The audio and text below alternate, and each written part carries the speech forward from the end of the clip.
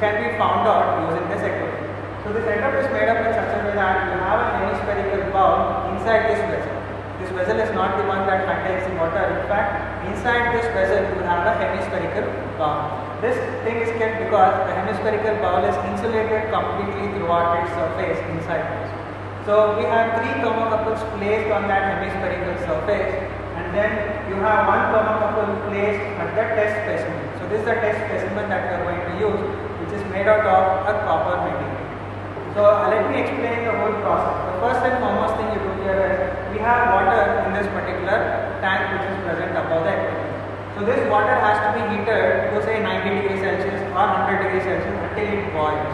So we'll change the temperature or switch on the heater by using the thermostat which is present.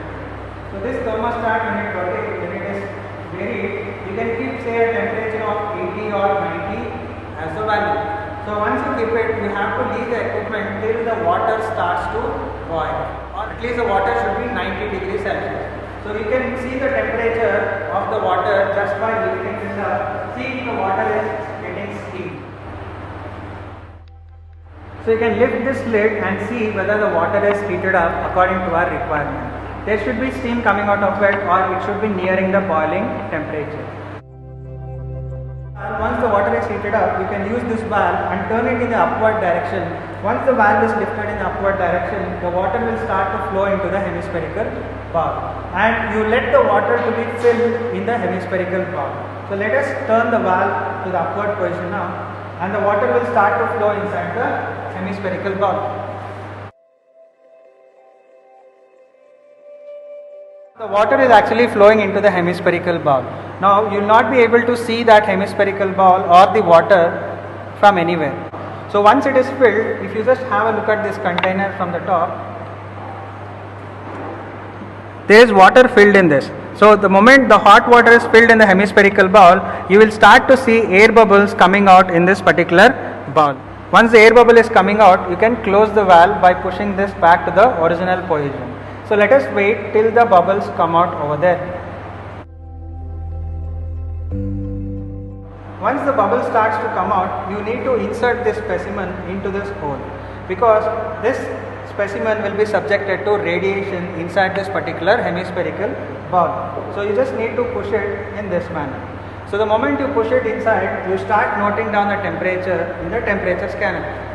So you can note down 4 temperatures: T1, T2, T3 and T4. You need to vary the numbers using this channel selector. So use a stopwatch, and for every 2 minutes you note down the 4 temperatures: T1, T2, T3 and T4. So the amount of heat that is absorbed by the test disc, that is a copper, should be equal to the rate of change of internal energy of that same copper material. Because the copper is absorbing the heat by radiation process, so there will be change in the internal energy of that copper disc. So we need to find out the value of dt by dt, rate of change of temperature with respect to time. So we need to plot a graph of temperature versus time. For that reason, we are going to note down the temperatures for every 2 minutes. Say you take around 5 to 6 values. 2 minutes, for 10 minutes you can take 5 values of 4 temperature values from this equipment. Out of which T1, T2, T3 are surface temperature of the hemispherical ball, and T4 will be the temperature of the test disc. Note down these temperatures, and then you can start the calculation to find out the Stefan-Boltzmann constant. Okay, now once the setup is attained a steady state and we have let the boiling water or the water that is at 90 degrees Celsius into the hemispherical bowl, we need to start noting down the temperatures right from 0 minute. The moment at which you start the stopwatch can be considered as 0 minute. At that time we can note down the temperatures that are shown in the temperature scanner. So T1, T2, T3, T4 are recorded as 83, 83, 83 degrees Celsius, and T4 is recorded as 33 degrees Celsius. Now these values are experimented by me, and you need to write down the values which you get when you are conducting the experiment, because the value of these temperatures might differ depending on the environmental conditions. So after 2 minutes, the values were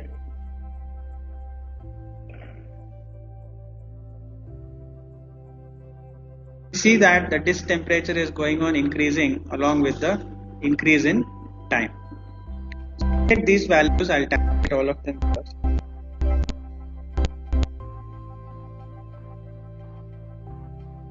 So if we note it down till say 10 minutes, that is for readings, which will be helpful for us to plot the graph.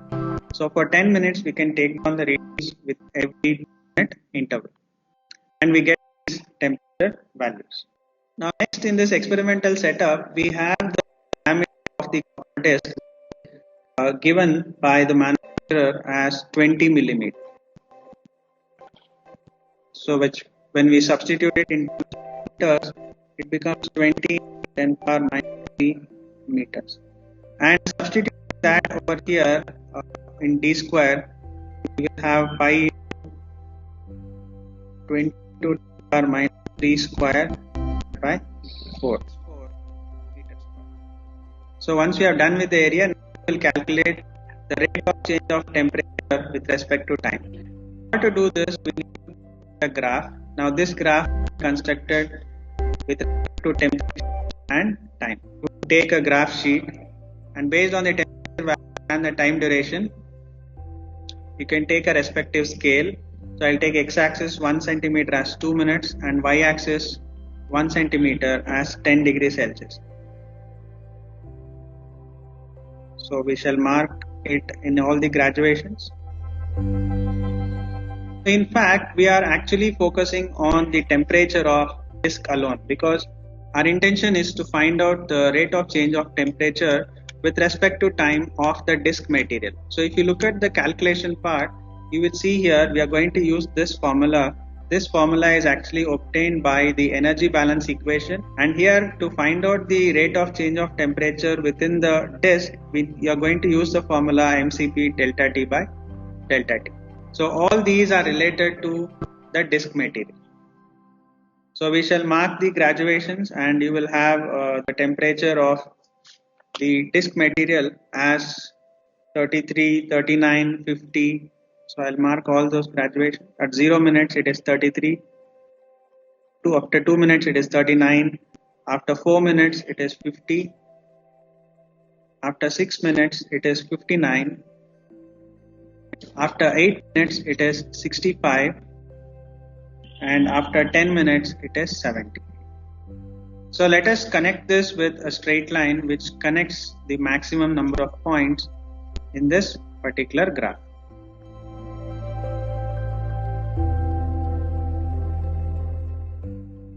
So I think that line is much more feasible. We will take the slope of this in order to find out the rate of change of temperature with respect to time.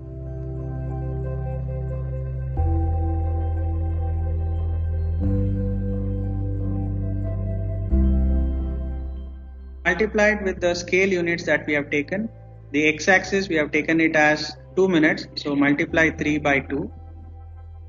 And y-axis is taken as 10 degrees Celsius, so we'll multiply 2.5 by 10 degrees Celsius per minute. But we want this in terms of SI units, so we need to convert this into degrees Celsius per seconds.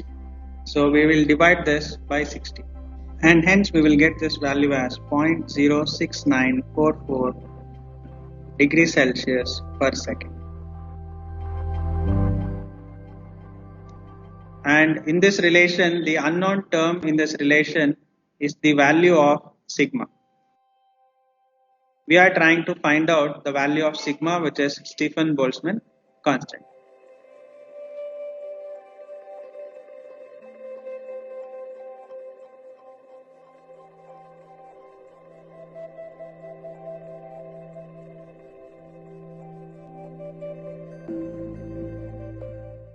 Only unknown term here is going to be the value of sigma. So keeping sigma over here, we can substitute all the other values, and the cross-sectional area, we calculated it as 3.14 into 10 power minus 4. The value of epsilon is unknown, but for copper material, copper is a very good absorber. We are going to assume that the emissivity of copper as 1. So we will substitute that as 1. And now to write the average temperature, we have the formula directly here. We are actually trying to calculate the average surface temperature of the hemispherical ball. So in order to calculate that, you can take T1, T2, T3 divided by 3. We will take these temperatures at 10th minute. At 10th minute, we have noted down the temperature as 82, 82, 82. So when we take the average of it, we are going to get 82 degrees Celsius. We need to substitute it in terms of Kelvin, so add 273 to it. So we got the average temperature as 82, substituted in terms of Kelvin, power 4, minus the T4 value at 10th minute is 70 degrees Celsius, so we will take that. And remember, you need to substitute it in terms of Kelvin, so 70 plus 273 power 4. This should be equal to mCp delta T. The mass of the copper disc is also given, which is actually 5 grams. And here we need to substitute it in terms of kilograms. So I'll substitute it as 5 into 10 power minus 3 kilograms. And the specific heat of the copper disc, which we have it as 385 joule per kg Kelvin, which is also available in your data handbook. You can directly take it from that data handbook. So we'll substitute this as 385. And the value of delta T by delta T, which we identified from the graph as 0.06944 degrees Celsius per second. Now we will solve this whole equation for the value of sigma, and when we solve it, we will get the value of sigma, which is Stefan-Boltzmann constant, which we have calculated it experimentally in terms of watt per meter square Kelvin power 4. And this Stefan-Boltzmann value, which is going to be calculated experimentally, will be obviously approximately equal to the actual value of the Stefan-Boltzmann constant, which we have also discussed in the demonstration, and also you would have heard about it in the theoretical concept, which is given by 5.67 into 10 power minus 8 watt per meter square Kelvin power 4. So the value you get experimentally should be approximately equal to this value of 5.67 into 10 power minus 8. And you can write down the value of the Stefan-Boltzmann constant that you determine experimentally over here in the result.